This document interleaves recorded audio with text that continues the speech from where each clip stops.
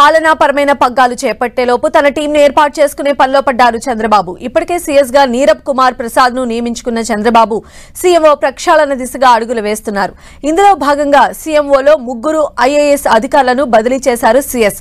ముగ్గురు అధికారులను జీఏడీకి రిపోర్ట్ చేయాలని ఆదేశించారు. దీంతో సీఎంఓ మొత్తం ఖాళీ అయింది. కొత్తగా నియామకాలు జరగాల్సి ఉంది. మాజీ సీఎం జగన్ పేషీలో పనిచేసిన special chief secretary Poonam Malakondaiah, secretary Revu Muthyalaraju, additional secretary Narayana Bharat గుప్తాలను బదిలీ చేస్తూ ఉత్తర్వులు జారీ చేశారు. ఈ ముగ్గురు ఐఏఎస్ అధికారులను సాధారణ పరిపాలనా శాఖలో రిపోర్ట్ చేయాలని ఆదేశించారు. ఈ ముగ్గురు అధికారుల బదిలీలతో జగన్ పేషీ ఖాళీ అయింది.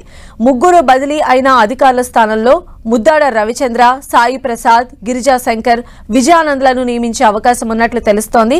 కీలకమైన పొలిటికల్ సెక్రటరీ పోస్టుపై వడపోత కార్యక్రమం జరుగుతోంది. అయితే సీఎస్ గా నియామకం అయిన నీరబ్ కుమార్ ప్రసాద్ ఈ నెలలోనే పదవీ విరమణ చేయనున్నారు. అయితే ఆయన్ను కొనసాగిస్తారా లేక మరొకరికి అవకాశం ఇస్తారా అనేది తెలియాల్సి ఉంది. నీరబ్ కుమార్ ప్రసాద్ రిటైర్డ్ అయితే ఆ స్థానంలో విజయానంద్, రజత్ భార్గవల్లో ఎవరో ఒకరికి అవకాశం దక్కవచ్చనే ప్రచారం జరుగుతోంది.